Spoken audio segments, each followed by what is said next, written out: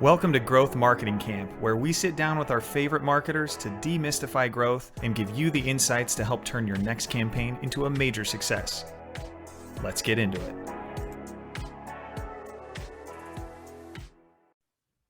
All right, welcome to another episode of Growth Marketing Camp. I am joined by my friend Shea Hoffman, who is now an account manager at Opensense. So he's one of the newest additions to the team, and he's focused on helping our customers get the most from our platform. Since some of you listening, you might have the good fortune of meeting Shea directly, or maybe at least connecting with him on LinkedIn. I thought it'd be fun to mix up our show, do something a little bit, throw in a little introduction to him. And of course, we'll resume our regularly scheduled programming next week. So Shea, welcome to the show. So happy to be here. Thanks for having me, Rex. Yeah, absolutely. You've got a long history, sales and marketing. So I'm going to throw you a hard question first here. If you had to pick between the two, one of those two camps, are you going sales or marketing lifelong? You had to pick it forever. Oh gosh, it's not a fair question. I've had the good fortune of being in sales roles that are really closely aligned with marketing strategy. Yeah. If I had to, for the rest of my life, I'd have to go marketing. Oh, the audience is going to love it, Shea. That's great. That's great. What makes you pick it? What makes you go that route?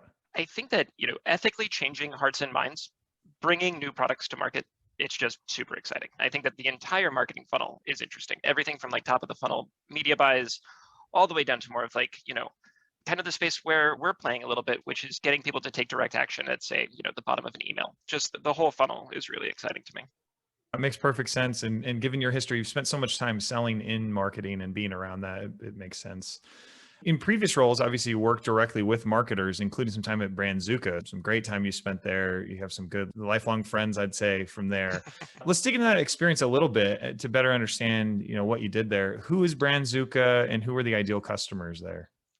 Yeah, sure. So I spent about 4 years at Brandzuka. They're primarily a video advertising platform. So Sure. the goal was to create a media buying platform that anyone could use, right? So before they kind of got on the scene, if you wanted to say, make a big buy and get your ad on, the New York Times, you would have to spend tens of thousands of dollars and buy a license to a super specialized piece of software to do it. And they just cut out all of the expense, right? So everyone from like mom and pop shops all the way up to enterprise clients could log in and say, run a connected television campaign. So their goal was really to kind of democratize the media buying space. And so their ideal customers kind of ran the gambit from, SMBs, real mom and pop shops who were doing really localized buys, all the way up to multinationals making nationwide buys. So yeah, it was really cool.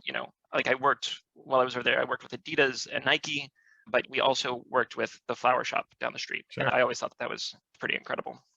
Yeah, that's really unique. I think that's a pretty cool position for that product. And obviously this isn't an ad for them, but I mean, what a fun experience you must have had there, working with all different kinds of businesses. Do you mind sharing a story from maybe one of your favorite customers or just kind of sharing some of the details around what you did for them?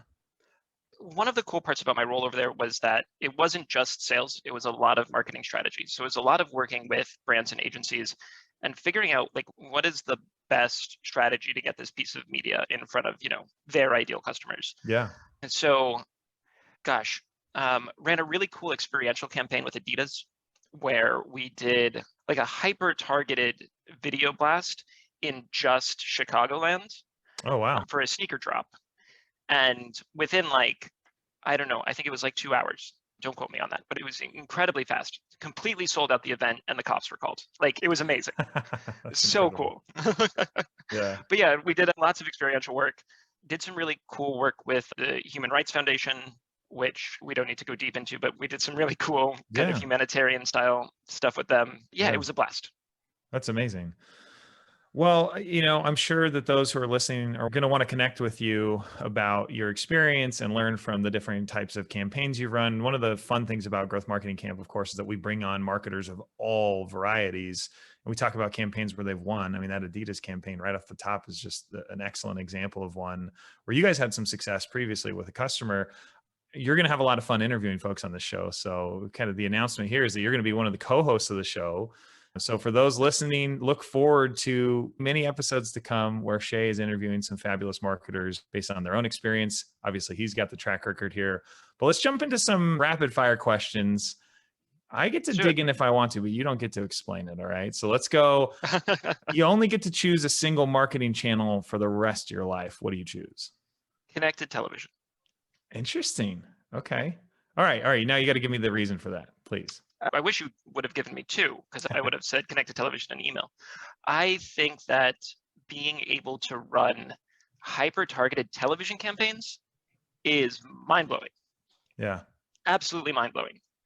No longer do we live in the days where everybody has to see the same commercials, right? You'll only see commercials that are like specifically to your profile. And, while that does sound a little bit creepy, I personally think that it makes like the viewing experience way better for Yeah. the consumer, right? Yeah. I live in New York. I'm not going to buy a Ford truck. Why am I seeing Ford commercials, right? I'd much rather see a commercial for, the coffee shop down the street or an event that's happening in the city. So I'm really excited about the direction of connected television. That's wonderful. It makes total sense. Of course, all of us who are watching, let's say it's Hulu, because obviously you're not getting commercials like a Netflix type platform, but like when you're watching those and you're recognizing, whoa, that is a very specific, like let's say a car dealership in my region. I love it when that happens. Yeah. I feel like, okay, finally advertisers are getting to me. Like it finally makes sense why you're hitting me with this. So love that channel. That makes a ton of sense. You said number two, if I could have given you number two, would have been email. Break that down for me. Yeah. And it's not just because I'm at Opensense. I've had a long history in running email campaigns. And again, it comes down to targeting and specificity of message, right? So the same thing with, a big top of funnel channel like connected television, you have that same ability in email. And I think that it's forever going to be just an incredibly important channel, both in the B2C world and the B2B world, right? It's not going anywhere.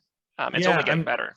I'm noticing that like while a lot of people are worried about what's going to happen to email, that it's really that the filtering is getting more intelligent, that the capabilities of like getting you what you care about most in your inbox is getting smarter and smarter. Not that because of the inundation of mass communication and email, are we suddenly going to stop using email? We still use email. I mean, it's still how we communicate. So no, I love that you picked that as number two. You snuck that in there. All right, let's go. Next rapid fire question. Not so rapid fire here. Who's one of your favorite brands, B2B or B2C? Again, I want to choose two. I know it's going to sound a little old hat on the podcast because we've had them on. B2B wise, I think that Gong has just an incredibly solid brand.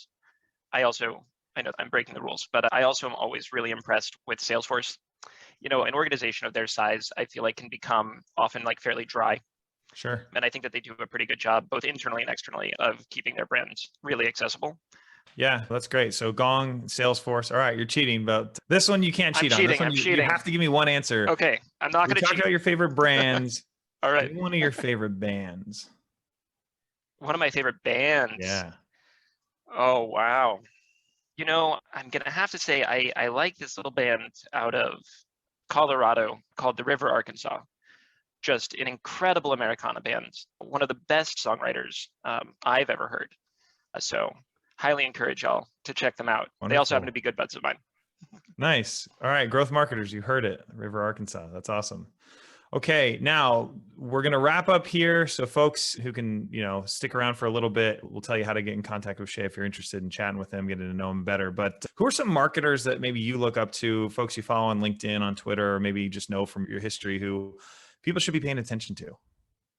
Yeah, absolutely. I actually just pulled out her book yesterday again. But Heather Lefevre wrote an incredible book called Brain Surfing. She's an amazing marketing strategist, wrote an amazing book. Follow her on LinkedIn, Twitter, Instagram.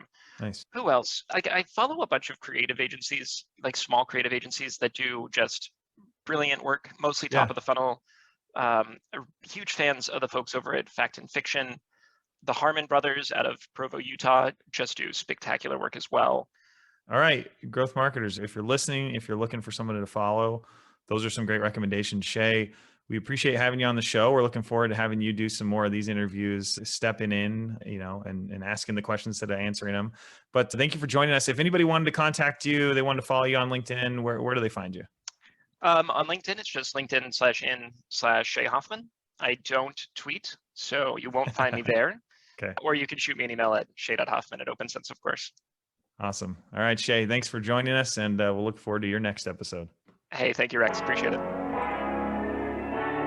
Thanks for joining us and meeting Shea, our new co-host here at Growth Marketing Camp. Stay tuned for more awesomeness coming your way. We'll catch you on the next episode.